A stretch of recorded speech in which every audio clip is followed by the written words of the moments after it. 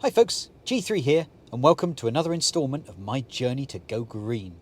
Well folks, thanks for watching this video. If you enjoy it, then please remember to click the like button, and also if you haven't done so already, subscribe to the channel and click the bell icon so you get notified when I load up a new video.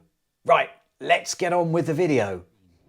Now, I haven't been able to use the car quite as much as I'd like to have done in the early days because of COVID-19 lockdown, so it's just been sitting here mostly.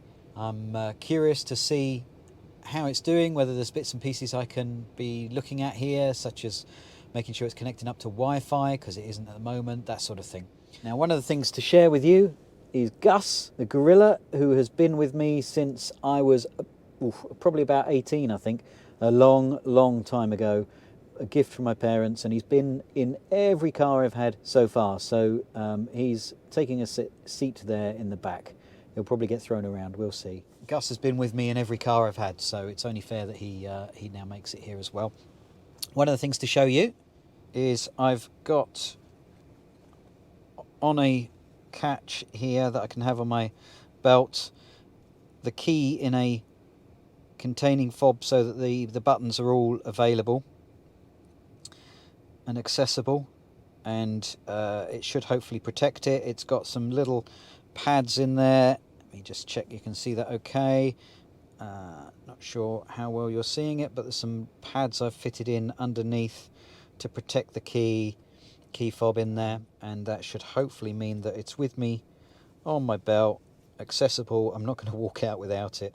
So one of the things that I had noticed through looking at the Tesla app when it was parked here is that the range has gone down a reasonable chunk over the last few days. It is, let's see if you can see that, 123 miles range. Now that was, I think it was about 140 when I last used the car. Yeah, so I think we've had 3 days since then, and it was only a short little journey. So I think it's been dropping about 5 miles a day at the moment with the current temperature and the like. Something I need to look a little bit closer at. I'm going to go and get it topped up probably tomorrow, I think. I have lots to do today, so that's not on the agenda. I've taken out a Spotify premium account so that I can use it in the car. Not sure how well you can see this, but it is just trying to sign in constantly. There's no login details. I haven't put that in as yet. It is just spinning on a wheel and not allowing me to connect in. So that's a little bit annoying. I've raised it as a support request. Now that's something that has cropped up that I really wasn't sure about, and I'm still not 100% sure. But you need to use the app to raise issues with Tesla support, which is a great service, but I had to book it in for a particular time at a particular service centre, as if I'm booking a physical appointment. And all the wording on the message on my app is talking about a physical appointment and turning up there. But the support that I got, I checked with one of the pre-sales people via email, and they told me that that was the process I went through, and it didn't actually involve a physical appointment. They would look at the photo and get back to me about it. So that's what I'm expecting. I'm not expecting to have to drive all 60 miles to Dartford for them to go and look at this. I've sent a photo of it, I've explained the situation, so my understanding is that they'll be able to deal with that. We'll find out. It's really not clear in any of the notes that I've had. I guess what would be great is if Tesla had a guide on becoming a new Tesla owner. I mean, maybe they do. That hasn't been given to me. I wasn't given any level of support contact. They didn't tell me, okay, if you've got problems, this is what you need to do, other than the guy when I picked the car up saying to log things via the service centre app. But there's limited instructions on what needs to be done, so that's a little bit lacking, really. Just be great to have a handy little guide, you know. If you're experiencing problems, this is what you need to do. Right, the next step that I'm going to do is have a go at trying to connect to my Wi-Fi. My house is, it's the other side of the road, up a bank, so I'm not able to park right by the house to gain access definitely to the Wi-Fi. So I've gone and put an extender in there. I'm hoping that it's going to be sufficient to get through here. So that is what I'm looking to try and do. So it's showing me that there is a 2020 48371 update, whatever that is. I've got to connect to Wi-Fi to be able to do that. So my understanding is I'm going to be able to possibly do a hotspot on my phone maybe, and do it that way, trying to connect. Right, so it's showing me that it's supposedly connecting. Okay, so I wasn't able to connect to the Wi-Fi of the house, it wasn't strong enough, but what I've managed to do is connect my phone as a hotspot. So I've got the phone up on the dash, not getting too hot, good, and that's on the hotspot, and I've wired it into the USB. The software update has been able to be downloaded, so it looks like it's all been downloaded. I think it might have a little bit to finish off maybe before it's doing, because it's still showing as green, so it hasn't done anything there. It's you know, an interesting process for me because I haven't been through this before. I know that some people get very excited about their software updates coming from Tesla.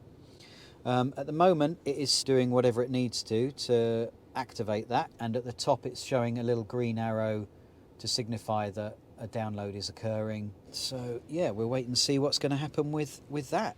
Okay, so the software update has occurred in the background whilst the car has been sitting here for a few days. So let's have a look at some of the release notes that it's talking about here.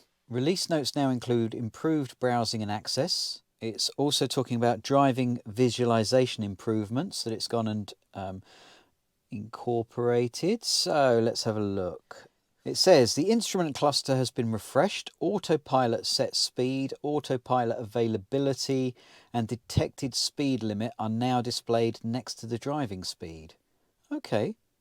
Additionally, select items have moved slightly but will continue to look and behave the same. But scheduled departure improvements.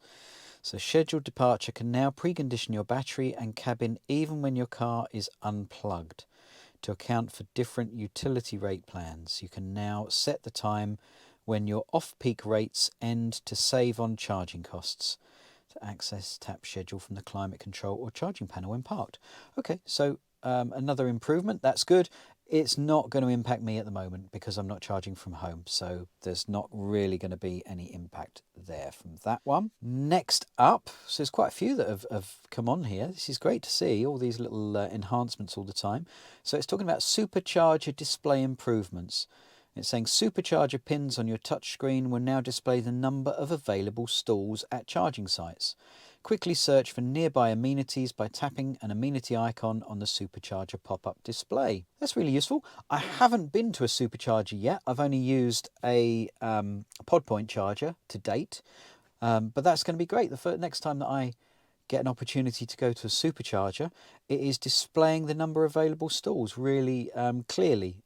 So that's a good enhancement. And there looks to be one more thing, and this is to do down here with vehicle information. The Tesla T has been removed from the top status bar. You can tap controls, software for the same information. Okay, so I think that is at the top of the screen.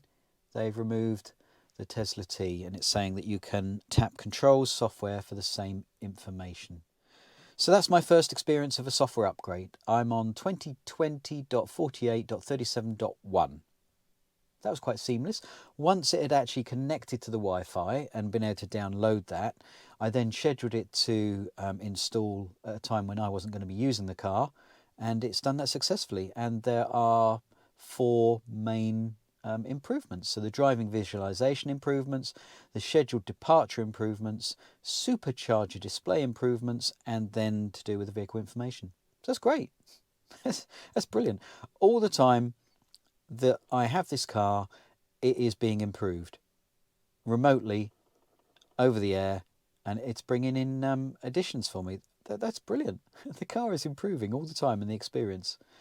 Well done, Tesla. That was really good. So there we go, folks. That's me looking at the very first software update that I had to do on the car. Setting up the Wi-Fi and actually being able to do it from home, which I'm really pleased at. I was surprised. I didn't expect that I would be able to connect to the Wi-Fi, but obviously through the phone, that's that's worked fine, and that's how I've been able to do it. It seemed to work okay, so no problem there. That's good. Well, I hope you enjoyed the video, folks. If you did, then please click the like button. It's much appreciated. And of course, if you haven't done so already, then subscribe to the channel, because I'm going to be loading up more videos about my experience with the Tesla Model S. And also click the bell icon so you get notified when I load up a new video. Well, thanks for watching, folks. Until next time, bye.